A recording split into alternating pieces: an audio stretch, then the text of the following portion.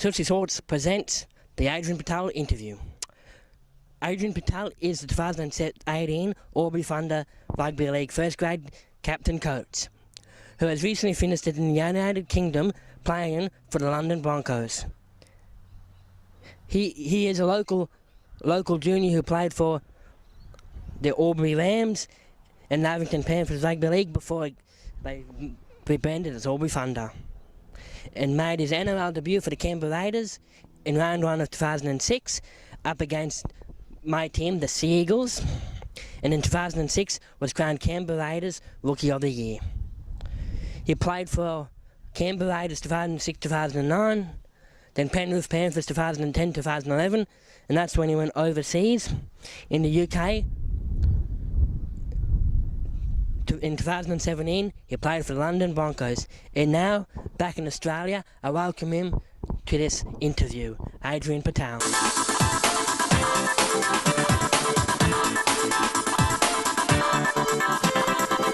Thanks for joining me here today, Adrian. So now it's time for some questions, and first from Nathan Wilson.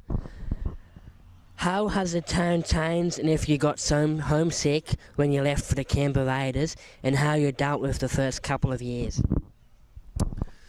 Yeah, mate, I think I was really excited when I first moved away to Canberra. I was only 17 years old.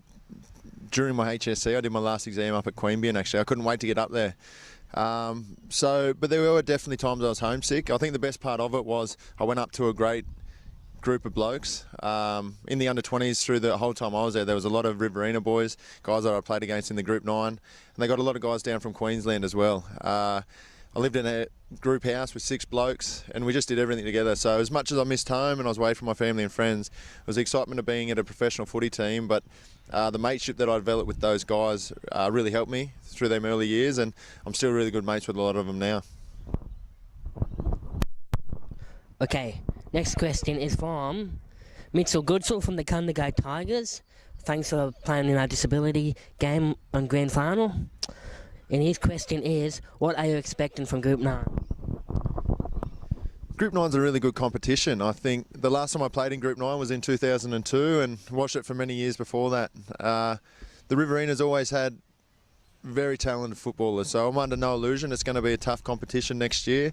The Gundagai Tigers have been up near the top of the table for the last few years. South City have gone back to back, so my good mate Glenn Buttress has gone back to Cootamundra, so there's going to be some talented footballers through the comp next year, and we're going to have to work really hard, but I've got no doubts we will be competitive and excited about the year ahead.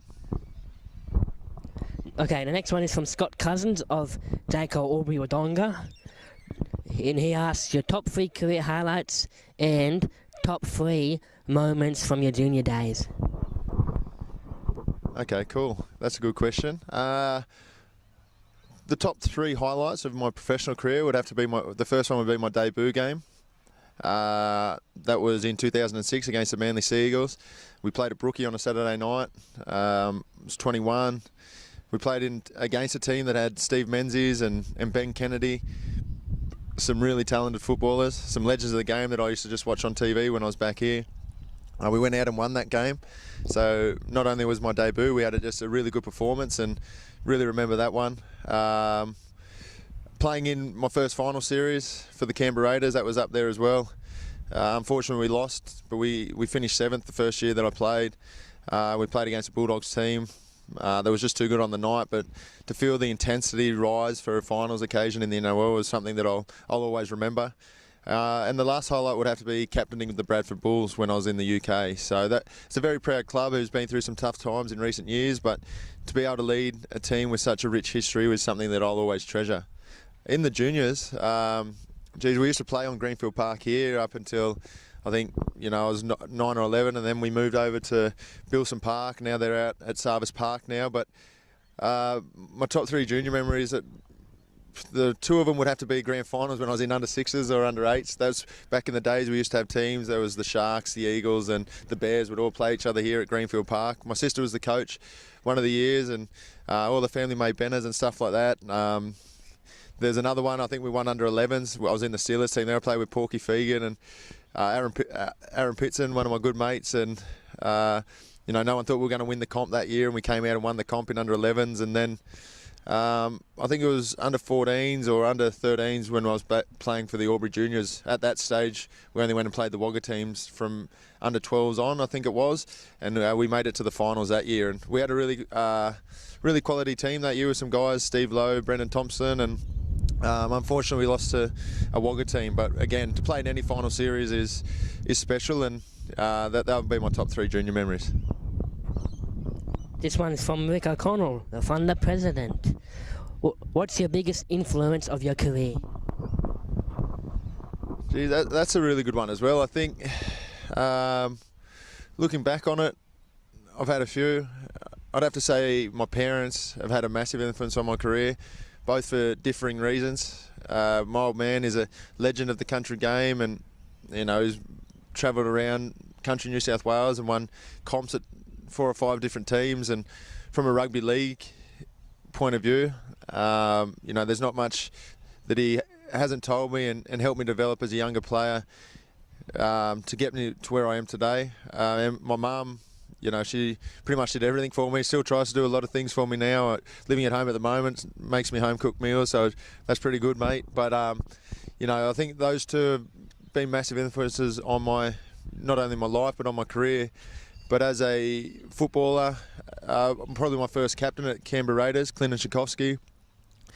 Just a really good bloke, level-headed fella who him himself have been through a lot of things on and off the field, and just his advice that he passed on to me being an outside back is stuff that I'll always remember, and he played a big part in the early days of my career. Okay, now we have a modified version of the Fast Five, as my audience will know, that I did with Blake Grounds and Darcy Wilson, also with Rick Sargent and Rhys Dorr. But this time it's a modified version, so first off I'll start off with your time in the London Broncos. Who was the funniest bloke in your team?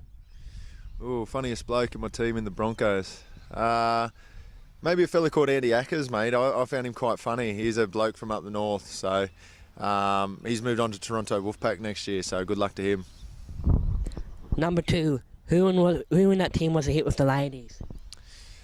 Oh, there's a fella in that team called Ben Halliwell who's playing for the Scotland team in the World Cup at the moment, so he thought he went all right with the ladies. I'm pretty sure he did too, actually. 3, who is the biggest pest? Oh, pest. This bloke, he's a good mate of mine actually, but Mark Offerdale, he's just always scheming with something, so he's always pestering about that. 4, who had the worst haircut? Ooh. Maybe a fella, maybe Jared Semmett, but I'm going back years. I played with him at Bradford then, but he had a terrible one then. Shaved across his head, and not that I can talk about hair, by the way, but yeah, his was pretty bad. I'll skip number 5 because it's not the right one. It says, why do you enjoy playing rugby league? But I'll ask you that one later. Now, for the back when you were playing for the Southern Rams here at Greenfield Park, who was the funniest bloke? Ooh, funniest bloke, mate. That's a long time ago, so test my memory here, mate. But I always found my cousin quite funny, Brad Purtell. So he was someone that I looked up to when I was younger, and it was great to have an opportunity to play in the same team as Brad, so I found him quite funny.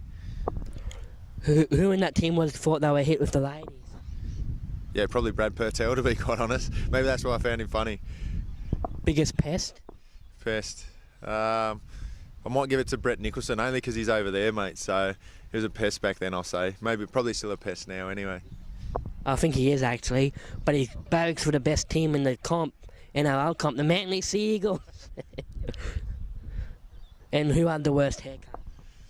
Who had the worst haircut? Jeez. Trying to think of the haircuts back then. I don't know.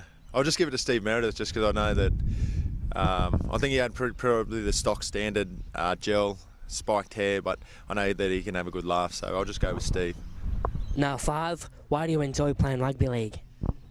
I've always enjoyed playing rugby league. I've been able to play every sport under the sun and enjoyed a lot of sports. I'm a sports fan, to be quite honest, but rugby league is a very big part of me through my family. Like I said, my old man's played everywhere, and just enjoyed watching games on the weekend. To come down here to training, it's one of those feelings you can't really explain until you've got the bug. And I know that a lot of guys that I played footy with and against, know that feeling. It gives you a feeling that no other sport can, that camaraderie with mates and going out and putting in an 80-minute effort and getting stuck in with your mates and ripping in and trying to bang blokes and, getting good, tough wins. It's just, a really good environment to be a part of, and especially back in the country days now, you can go and enjoy a beer with each other after the game as well. So, mate, I just have to say it's probably the camaraderie and the friendships that you develop through rugby league. There we go. Thanks for the interview and good luck for 2018. Cheers, thanks, mate.